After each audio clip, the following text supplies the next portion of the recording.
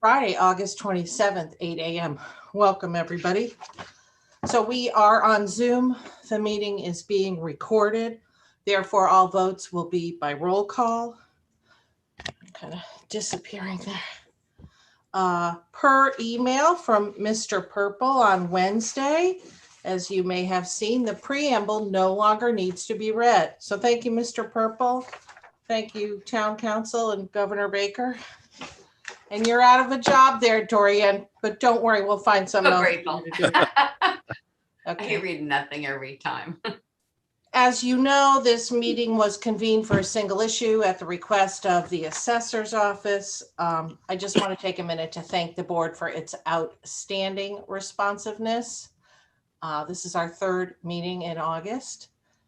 You may recall when some of you started on the board, the SAP said that the board meets every month except August. And I could see, and other members of the board, if that included some of you, could see that we very much do need to meet pretty much every month of the year, and we amended the SAP. So again, thank you. With the scheduling of Fall Town meeting, this is our third meeting in August. Thank you also to Jason Montijo, our IT director, and Mr. Malinowski for the technical assistance. And Mr. Purple has volunteered Miss Berry in his office if we need continuing assistance. So thanks, everybody. Single bit of business, you have two documents in the packet. One is a job description for the position of Deputy Assessor.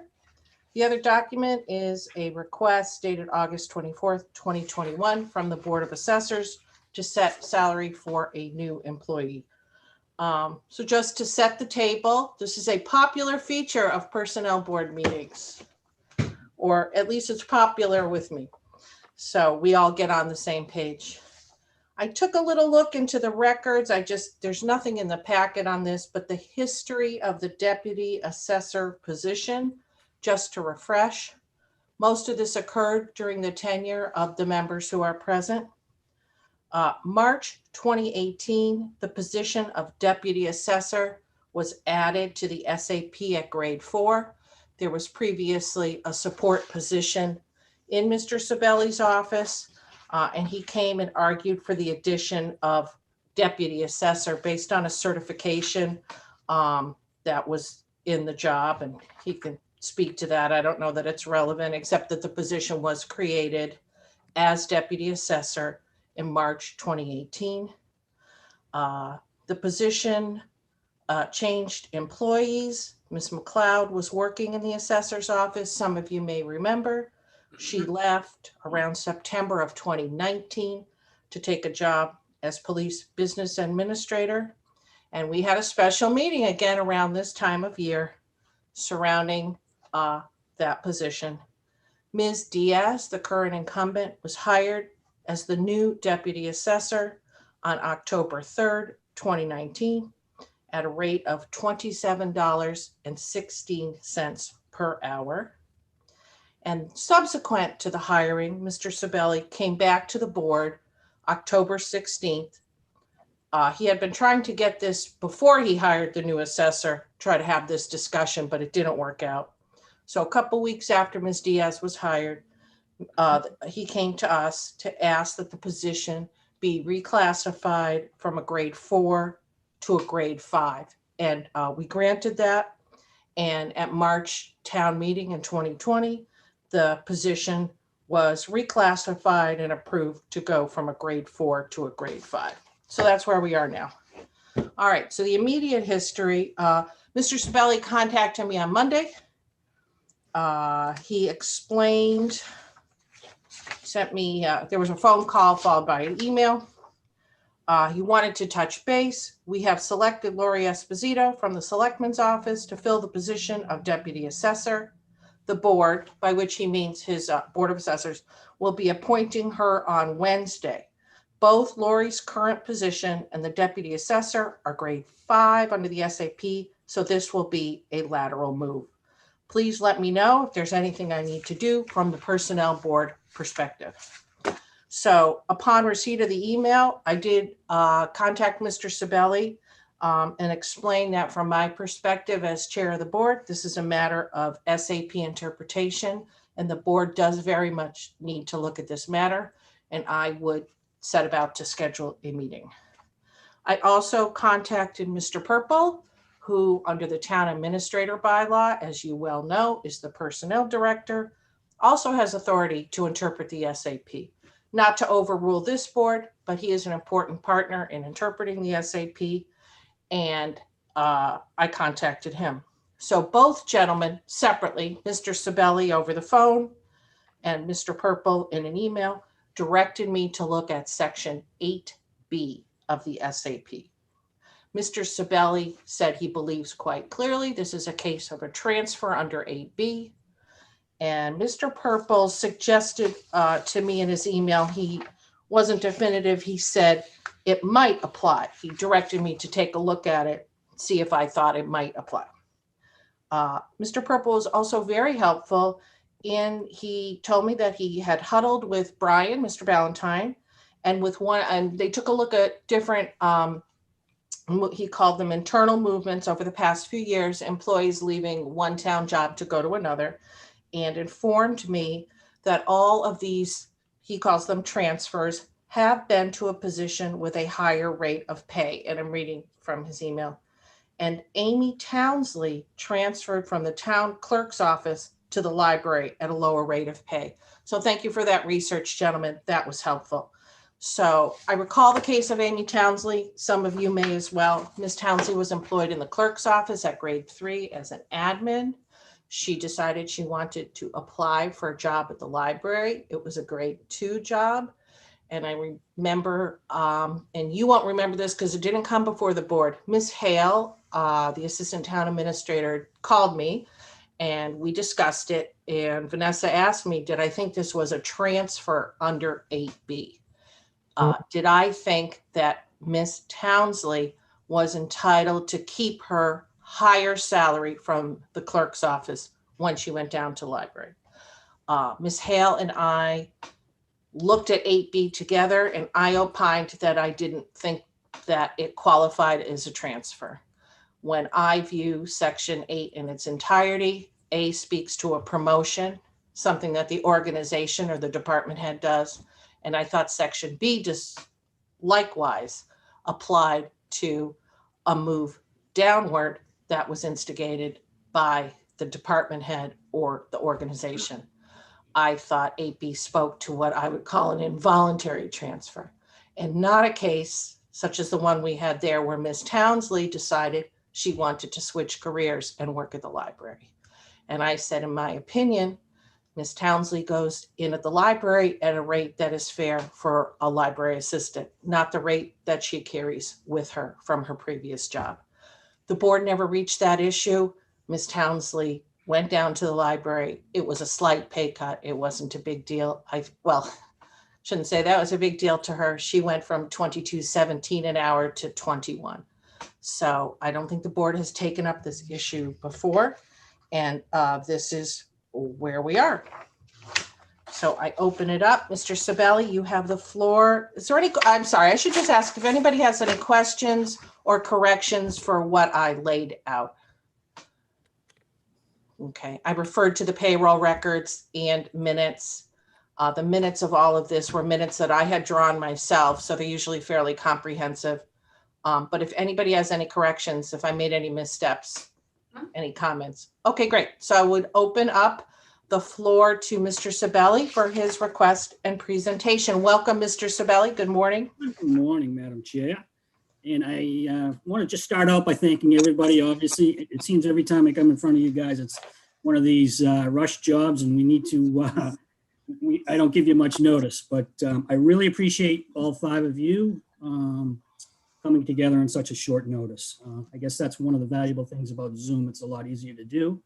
Although every time I get on Zoom, it reminds me of how much weight I've put on during the pandemic. But needless to say, what I'm going to do is I'm just going to go through my presentation, just ask you to hold your comments and everything till I get through the whole thing. And obviously there'll be some debate on where we are here. So I'm going to start off by just taking you all received the letter, correct? Betsy, everybody got it? So we'll get to that in a little bit. I'm So sorry, just- what, did you have a question about yes, the board received it as a packet and it's also publicly posted. That's our practice. Okay. Okay. So we're gonna start off just a quick overview. The general market conditions 4, 5, 6 years ago, state and local officials predicted we were going to have a real hard time with a lot of transition because the workforce in municipal and state government was in fact aging, and there was not a lot of people in the pipeline. So here we are, and this has been occurring the last couple of years with the retirements, mostly fueled by retirement, some people just leaving, is certainly demand is way outpacing supply, and this is certainly the case in the assessor's department or assessing throughout the state. So less than 2 years ago, we were in front of you for a deputy assessor. And we found that to be true. Okay, when we went out, we advertised, very few candidates. I think we had four people, and we also had 4 or 5 communities directly around us that were in fact vying for basically the same candidates. We got it down to 2. And what we found was most of the candidates that were out there, when you compared it to the job description, wasn't checking many of the boxes. And that's the theme all departments are finding. There's not a lot of talent out there. Well, talent, but not direct experience or applicable experience. So what we're forced to do is to hire somebody that you hope that's very trainable, has a good work ethic, and spend a lot of money training them, a lot of time and money training them. That's the market that exists. When we hired our last deputy assessor, it was a young woman right out of Worcester State, criminal justice major, not even a business major. She had worked a little bit for Milford Police as a dispatcher, hated it. The only experience she had with assessing was summer vacations working at the Milford Assessor's office, starting off with filing and very, very basic things. She was the #1 candidate in the area. Again, 4 communities were basically vying for her. We had to pay an awful lot of money to get her in with very little experience. And again, checking very few boxes on the job description. Again, just to reiterate with Betsy, that was a grade 4. We hadn't officially put all the extra work, which is the field work, appraisal portion of the job. She was not hired with that. And we literally brought her in under a grade 4, I think a few $100 under midpoint. And we were successful at basically outbidding everybody else and getting in here quickly. So now here we are today. And typically 2 or 3 jobs you might see on the market. When we hired Corinne, again, there were 4 or 5 towns looking. So here we are today. If you go to the Massachusetts Association of Assessing Offices website, there's currently 24 assessors jobs on listed. 10 of these are for assistant or deputy assessor. If you go to the MMA website, same thing, 22 assessors jobs, 12 of these positions are assistants or deputy assessor positions. So from an employer standpoint, the market's getting worse. You got to pay more money. You're getting less talent or less experience. That is the marketplace that we exist. So what we did is, the board members and I, mostly the chairman, spoke, and we came to the conclusion, like, we're not going to get somebody that's going to check all the boxes. We're not going to get somebody that's going to check half the boxes. We're going to get somebody that checks a few of the boxes. What are our immediate needs? Our immediate needs are on the administrative side. We need somebody strong administratively. Right now, I'm handling the field work. That's something that come later that we'll teach. And that was the same with the 2 prior deputy assessors. They had no experience out in the field. So we pushed that off, train them slowly. But right now, we really need somebody with very strong administrative skills that learns quickly and hopefully has has experience within the municipal atmosphere, if you will. So we put this out to bid, and we actually have left the job posting open until it's completely filled. And we actually have the person on staff, and we'll continue to do that in case something goes wrong. So as expected, we had very few candidates. I think 16 people applied. We only ended up bringing in 2 people for interviews. They were the only 2 that had municipal experience. And it's what I expected and what I'm seeing in other towns. The candidate that we did not choose had a couple of years of experience in the field, nothing administrative. The one we're looking to hire, Lori, is an internal candidate with tremendous administrative skills, 17 years of experience. So clearly we're going to go what we need most, and what I'm weakest in is on the administrative side, and we'll teach her the outside stuff later on. So Lori applied for the transfer to the assessor's office. Thought it was a new challenge, and just reading my notes, and to expand her municipal knowledge.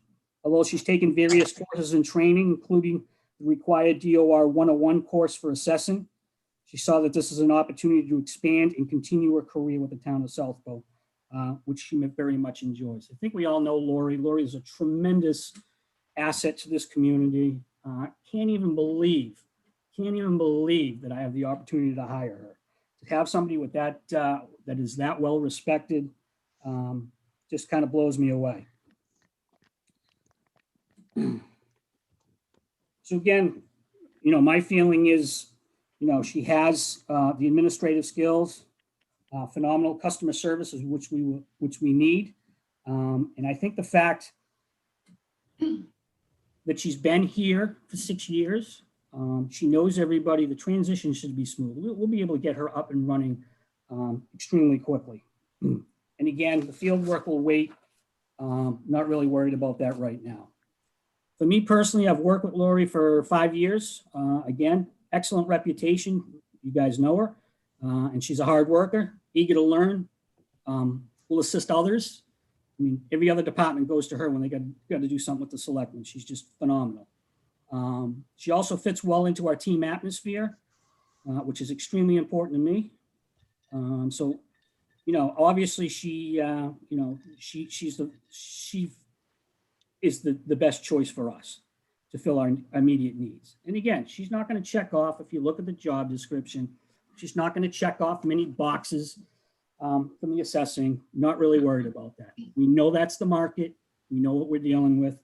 And we also know that the market's going to pay a lot of money for somebody that doesn't check off many boxes. Okay. So let's get to my request here. See if we can set the table. So again, I'm not going to read through the whole letter. I think you all know. Just real quick, again, this is what's considered a lateral transfer. You're taking an individual who's in the same grade, has a great skill set that can be utilized very well here in the assessor's office. Our problem is this. So when I approached Betsy, we were looking at Section 8 transfers and promotions. And Betsy mentioned Section 9, new personnel, hiring and departures. My experience in business, working in both the corporate world, working here, is that a new hire is simply a person coming from outside the organization to inside an organization. It's a very well understood term. So that's why we went and looked at Section 8, transfers and promotions. The immediate thing you'll notice about this section, it is extremely, it's poorly written. But needless to say, that's what we're hung with. So that's kind of where I think we should go. A colleague of mine also made a great suggestion, because there seems to be some confusion exactly what is meant by transfer. And again, I gave you how I define it, just somebody moving within the organization. Could be up, could be down, whatever. So I did what everybody does. Let's Google it. So I got a I got a great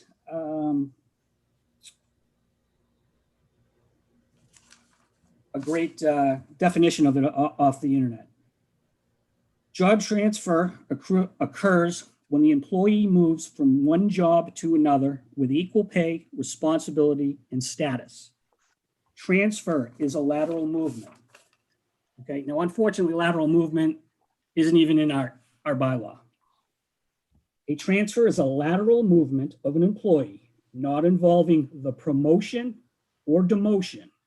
Job transfer may require an employee to change his work group, workplace, or organizational unit. Job transfer is viewed as an alteration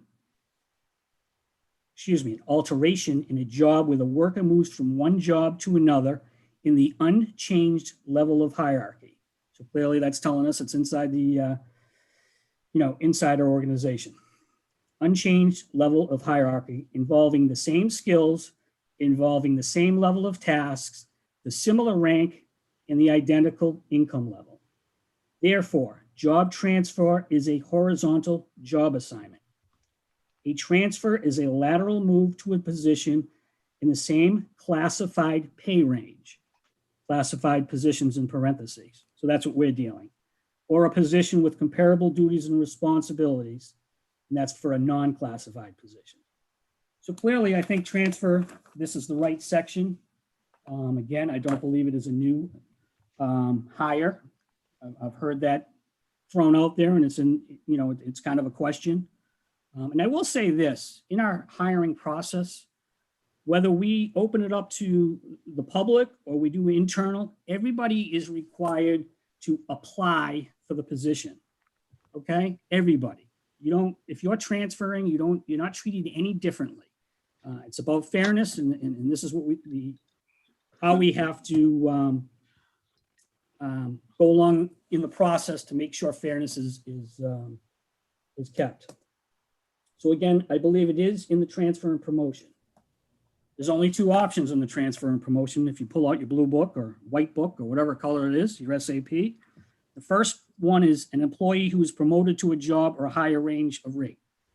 So clearly that's the promotion, okay? We're not promoting anybody.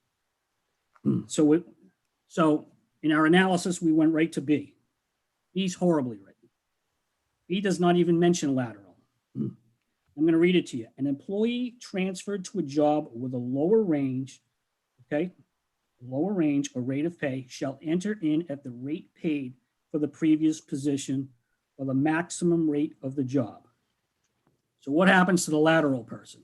This is the language you hung with, whether you like it or not, that we got to try to get through. So when you do on something like this, and we deal with the Department of Revenue a lot, one of the things they always say when we present them with poorly written articles from town meeting, they always ask, what is the intent? They focus in on intent. So what we need to do is analyze intent with a little bit of common sense. You five are very intelligent individuals with a wide range of knowledge base. So this shouldn't be that difficult to get through. We shouldn't get hung up on the fact that certain words aren't there or lower range means demotion. Okay, I've given you what a true transfer is. Okay, and it is not in the definition a demotion or a promotion. Okay, so I think what we can get from this, if you read it carefully, okay, an employee transfers to a job with a lower range. That doesn't exist. Okay, so we got to figure out something other than lower. Okay, we're dealing with the same range. Shall enter into the rate paid for the previous position or at the maximum rate of the job. Think of the intent here. The intent here basically says, even if you're going down, we want to preserve the current employee's rate. And we're going to do that all the way as high as we possibly can. The only way we can't, and that our hands are tied, is when you hit the top of the range. So you can transfer some, it doesn't mention midpoint. It doesn't mention, hey, what did the last guy in the position, what were they paid? Doesn't mention any of that. intent is to preserve the person current rate all the way up, all the way up to the top of the range. You can bring somebody into the top of the range, and it tells you the maximum rate for the job or their previous position, the rate from their previous position, pick the higher. Okay, so clearly the intent here is do everything you can to bring that employee over at their current rate. So here we are, we don't have a definition to laterally transfer, but from this we can infer that the intent is to keep the rate the same. So if we apply this same thing, and instead of lower range, just think same range, okay, not a stretch, okay, not a stretch, and this is all we have to go by. Shouldn't be a reason to bail out and go to a new hire, because it's not a new hire. I think when you take a look at this, it's very simple. It's basically saying, what's Lori's rate? What is the range? She can keep a rate long as it's at the top.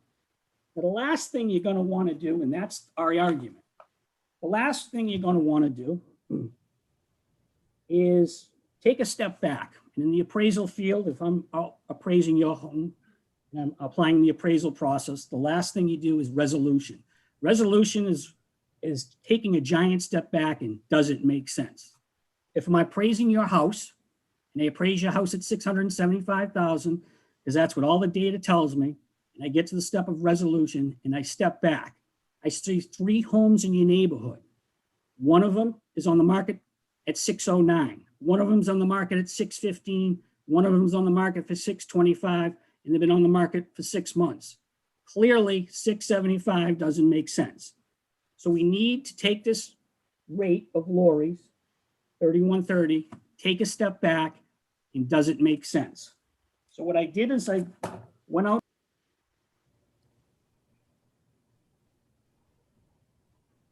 Paul, you muted yourself. You hit your mute. Yeah, now it's on such a good roll. Hold on. Yeah, if you wouldn't mind, if you're almost where you need to be. Done. Okay, great. So I went to Westboro, the assistant assessor there, $32.40. He only has 3.5 years experience. He does not do the administrative work. He's a field guy. Handles personal property. I went to Hopkinton. Hopkinton has lost both of their assessors, principal and deputy. I spoke with the deputy who departed. She at the time had 3.5 years experience. She was making $40.58. Star that one, because she was an assessor prior to. She would be a candidate that would check every single box on the job description. So it gives you the high range and what the market is for somebody who checks all the boxes off, which doesn't exist in the marketplace. I went to Shrewsbury. Okay, so they just hired somebody, 1 year previous experience. They took him out of Framingham. He only had field experience, checked very few boxes off. They had 14 applicants, only 3 with municipal experience, and he was one of them. They chose him. His rate, $32.64. Northborough, data collector. They just hired the person. Again, same thing. Only had 5 total applicants. Very little experience. They hired them at $30, 2.5 years as a data collector. Brought him out of Worcester. So when you take a look at the range, it's $30 to $40.38. You can take off the top rate, because clearly that's for somebody that is ready to go as a principal assessor. So if you look at the 3 bottom ones with very little experience, the range is from $30 to $32.64. The median of that is $31.32. Lori's coming over at $31.30. Again, she doesn't have a lot of direct assessing, but she does have phenomenal administrative skills. They're very similar, all of these. It makes sense. The number makes sense. And I think that's the end of all I need to say. I think it's a pretty strong case. Oh, you're muted again. You hit mute. Back to you, Madam Chair. Thank you, Mr. Sabelli. I'll open it up to questions from the board. Comments? I guess I'll start. Thank you, Mr. Rubenstein. Always appreciated. And I'm very sensitive to this, Paul, and I certainly understand the situation and what you're trying to do here. The issue I have is, I guess, I don't necessarily read the language of 8B the way you do. I don't think it's as straightforward as you suggest, and I don't think the intent is as clear as you suggest. And I start with the word an employee transferred. So it doesn't say an employee who transfers. It says an employee transferred. So to me, that suggests at least that it's someone who is moved by the town to a different position, not someone who on their own decides to apply for and get a second position.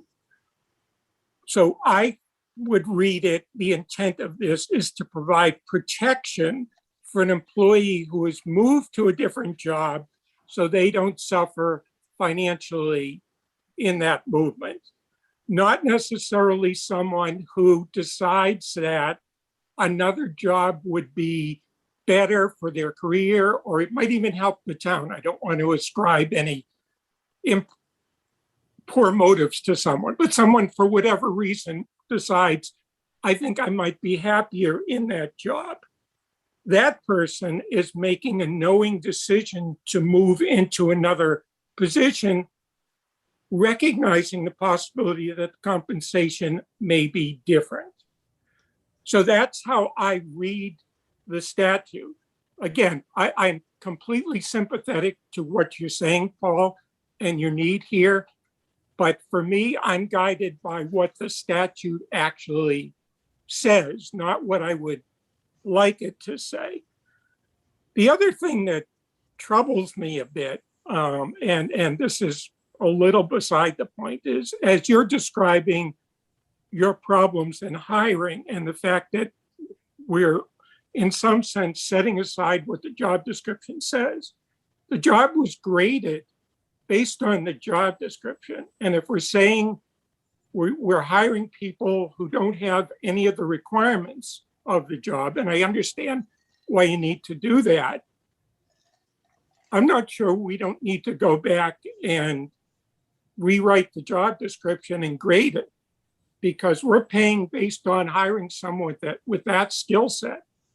And sounds like we're not able to do that. But the first point is, I think, the more significant for this discussion. And I could say more, but I'll stop there and let others comment. Let me address that real quick. I think we both can agree that this, unfortunately, the situation we have does not exist under transfer of promotions or anywhere else. Okay? It doesn't exist, but we still have to take what's there and try to make some sense and make a reasonable decision. Okay? And I understand how you read it, and that's great, but I have a totally different perspective. So what that tells us is this isn't written in stone, and it can, to my point is, it's a wide range of how you can interpret this. And that's when something like that occurs, as again, and we don't have the language we necessarily need. I refer to how the Department of Revenue, the attorneys, everybody always says, try to figure out the intent. What is the intent? Is the intent to cut this person's pay? I don't think so. I don't think because of poor language, the employee who is outstanding should be victimized because we have a poorly written, policy. Okay, so you have to draw some conclusions from something that doesn't exist. You got to pull something. It's not going to be exact. You're citing a case that isn't. You got to kind of use some common sense and like I say, draw some conclusions from what is there. What is the intent? And try to apply it to something that's unfortunately is not identified there. It just isn't. Okay, it's only unclear to read it the way you want to read it. If you read it the way I read it, it's perfectly clear. And you want to read out the language that says with a lower range of with a lower range of a rate of pay. You want to ignore that language. Well, it doesn't apply, Barry. But it does if you read it the way I read it. All of the language makes sense if you read it the way I read it. But it doesn't make sense to read it the way you want to read it. Well, how does it make sense if the person isn't going down? How does it make sense? It's talking about a person who is moved by the town to a different position with a lower rate of pay. That person gets to keep the rate of pay. So they're not punished by the town deciding to move them. They're not talking about a voluntary situation where an employee decides to apply for a job that pays less. I'm just going to interject for a minute. Not that Barry and Paul can't take care of themselves, but we had such a case with Miss Townsley, and it never reached this board because the assistant town administrator and I discussed it. And I'm sorry that she's not available this week, but she and I discussed it, and it didn't come before the board, so there was no disagreement that B would be an involuntary transfer. I see it as the complement or opposite of A. A is a promotion. The organization, the department head decides to promote an employee. B doesn't say demotion because it's not an exact opposite. You're not demoting an employee, which implies some fault of theirs. In B, as I read it, as Barry does, the organization or the department has made a decision that an employee's services could be better deployed in a lower rate of pay job, but we don't penalize the employee in that case. So I think that's what Barry's saying. What I'm saying, that is the case with Ms. Townsley. She went to the library of her own accord. Ms. Hale, and I don't know if Mr. Purple, I think Ms. Hale is unavailable. I had asked Mr. Purple if at all possible to ask Vanessa, so you didn't just have my word for it. And Ms. Hale's been advising the board and looking at the SAP longer than anybody on the board, working with the board. And we discussed many of these matters.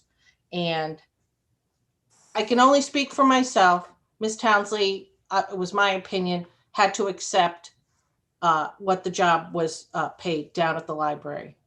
And what I would throw out to you, Mr. Sabelli, I understand, and my comments have nothing absolutely what to do whatsoever with Ms. Esposito. Her service to the town and the board, superior, not an issue at all.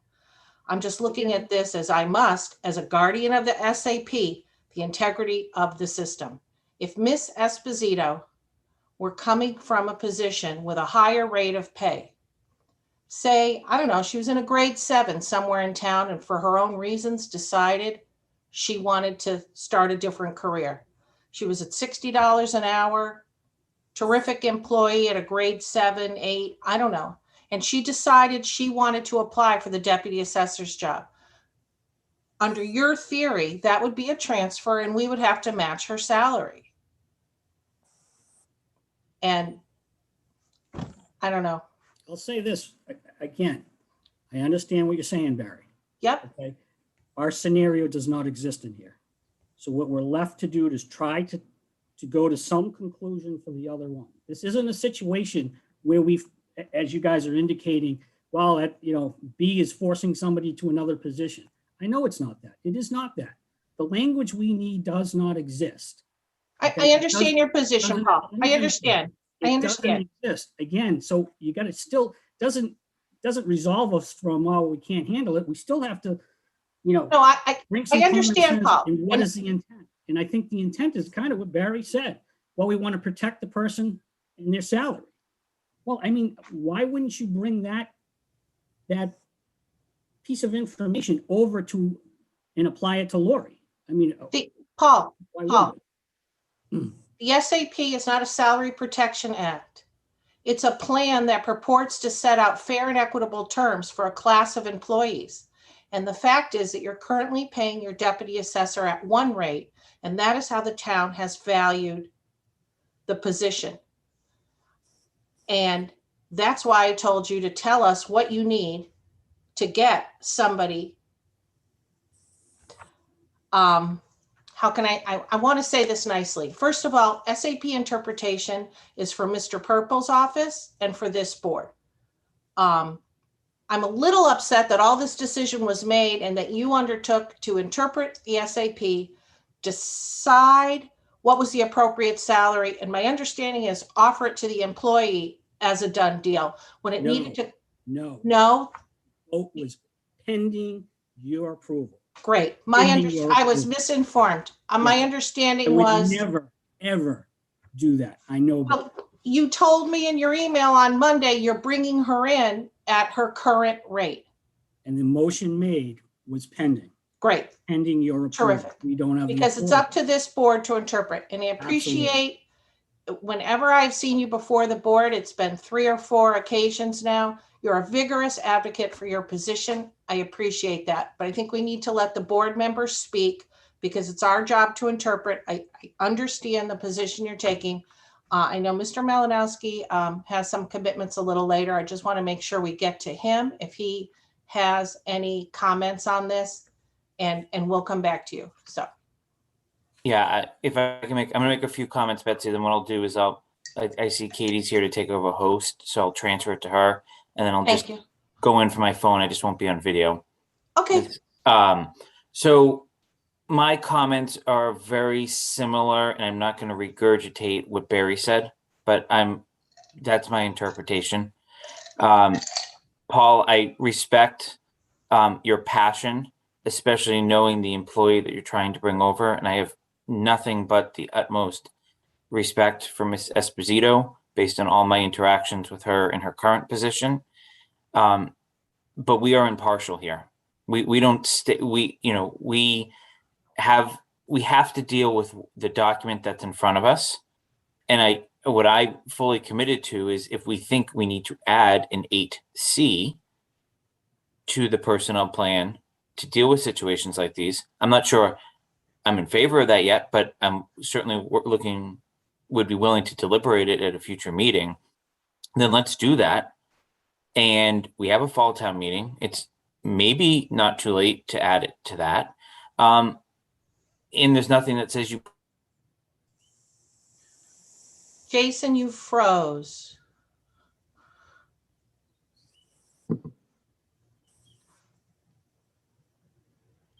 Oh no, our host is frozen. Said makes a ton of sense. Sorry, you froze for a minute. Oh, where'd you Okay. lose me?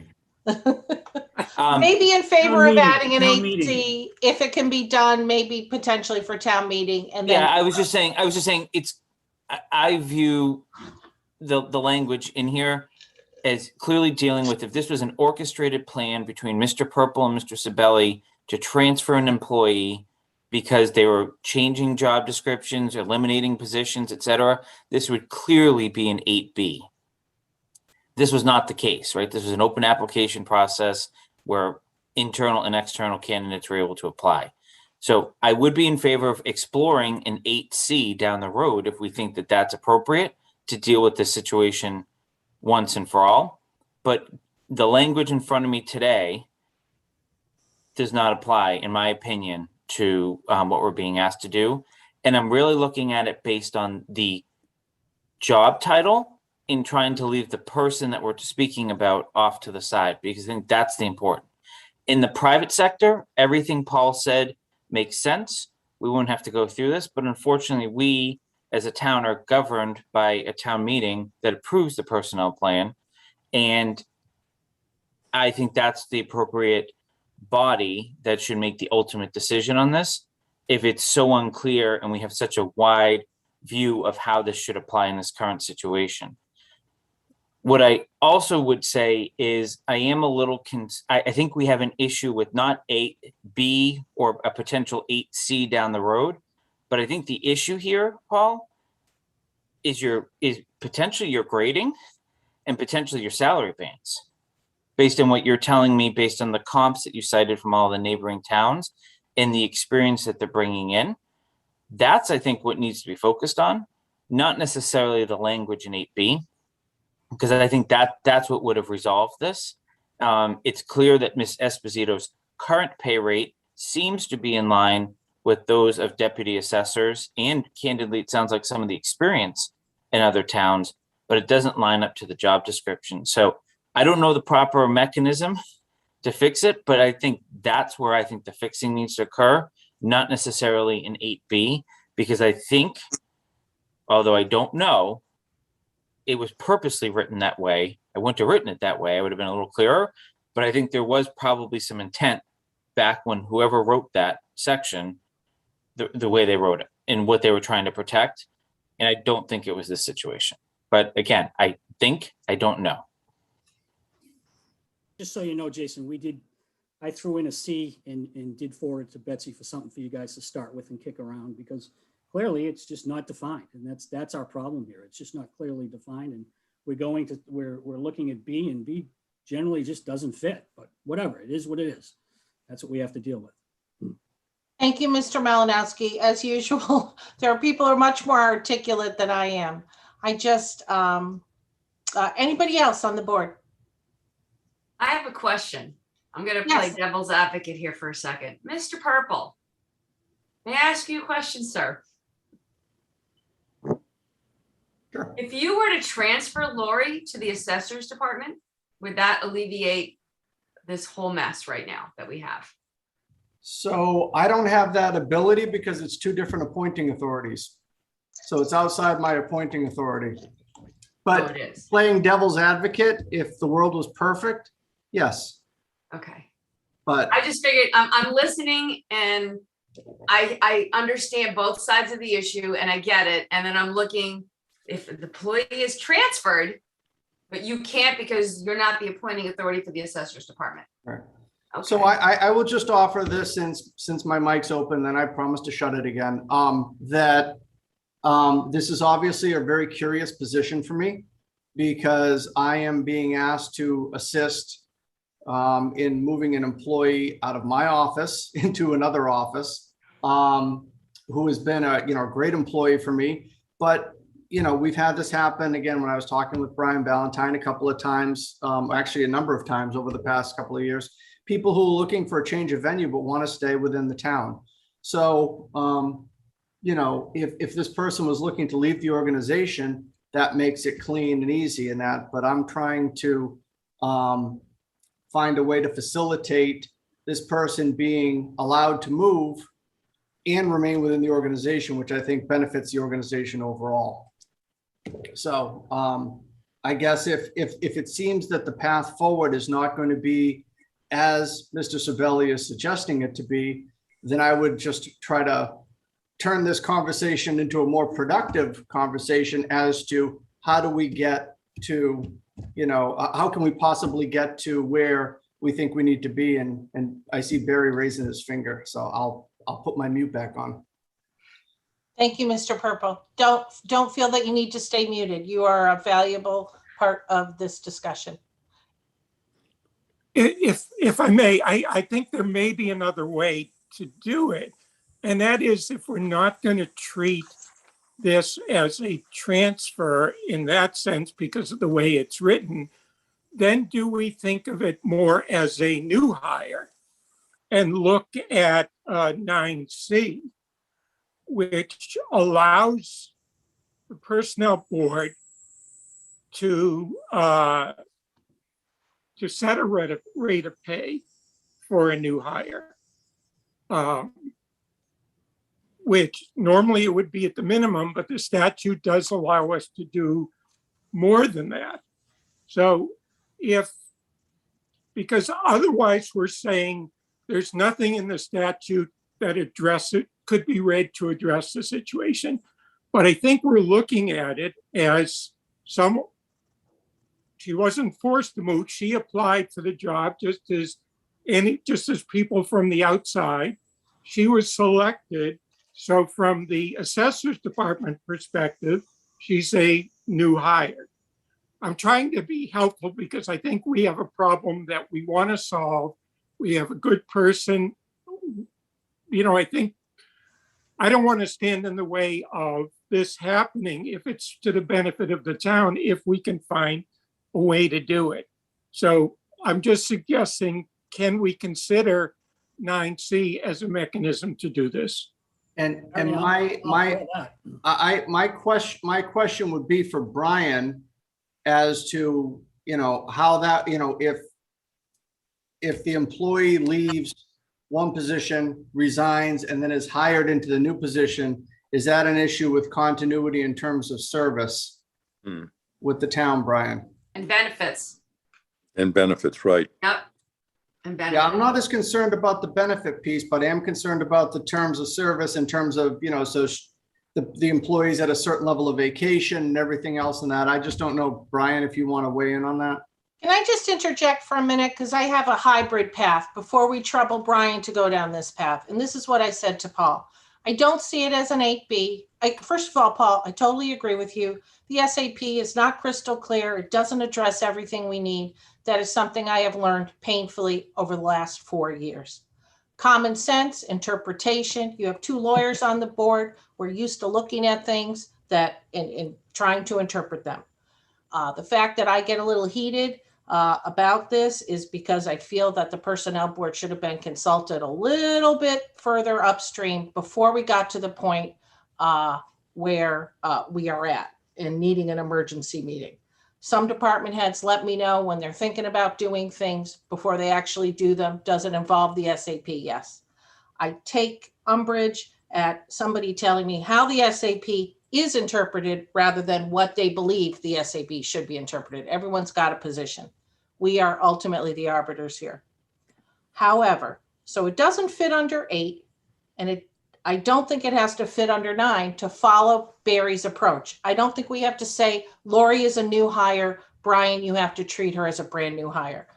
How I look at it is clearly not an 8B. I agree with Barry, that speaks to an involuntary transfer on the part of an organization transferring an employee.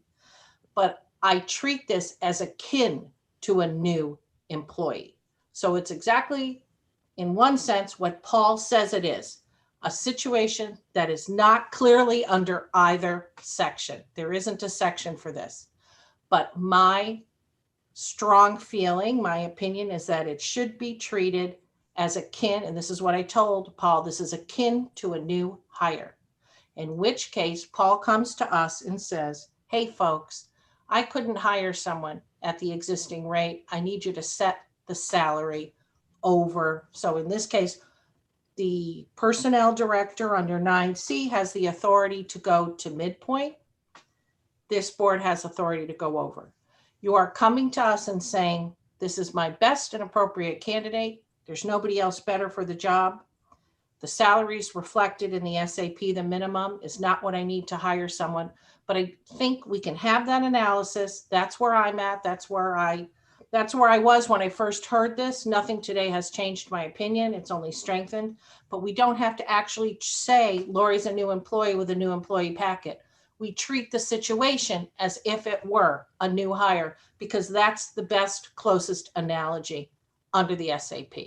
And that is why I urged Mr. Sabelli to do something Barry is familiar with, to argue in the alternative. If it's not an 8B, then it's akin to a new hire. Show us market data that justifies the salary you're looking for. And I think that's where this board needs to be. And Mr. Sabelli has done that, and I'm glad he brought it.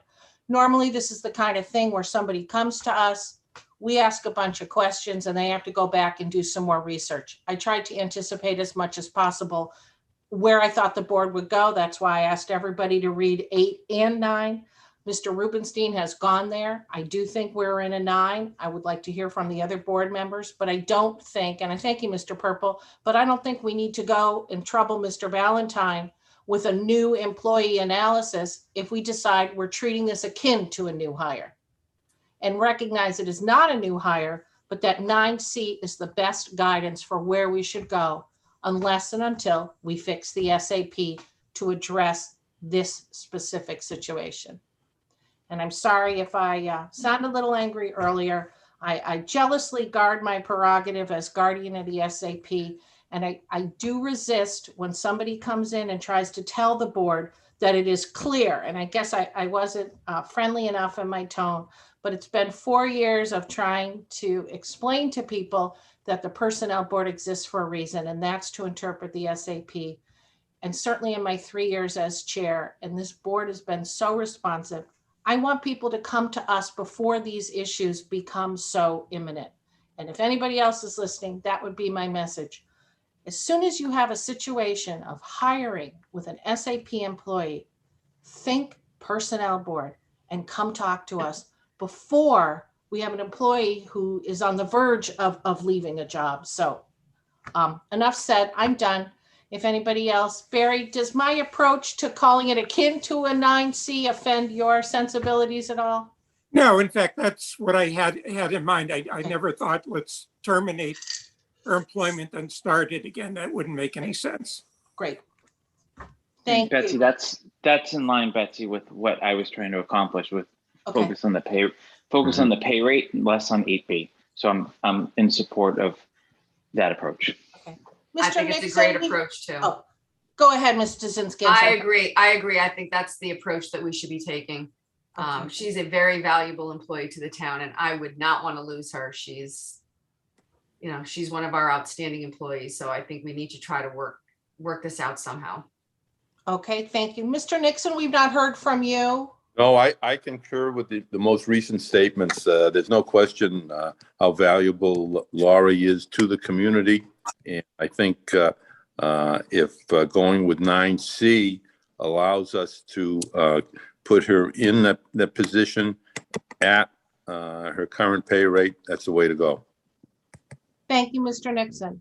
So has the board heard enough of the market-driven data that Mr. Sabelli provided? And I appreciate, Paul, that you brought, you had a very strong feeling that this was 8B, but you pulled together all that market data for us. I appreciate your bringing it here. Does anybody have any questions about the market data?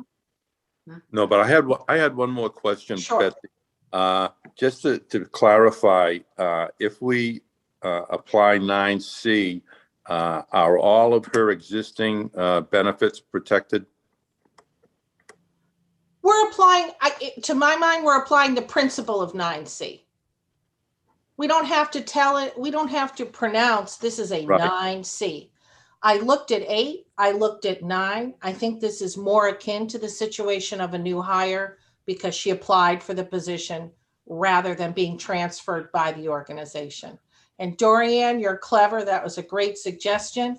Just transfer her. But under our decentralized municipal system, that doesn't happen. So I'm just saying I view this as akin to the situation of 9C.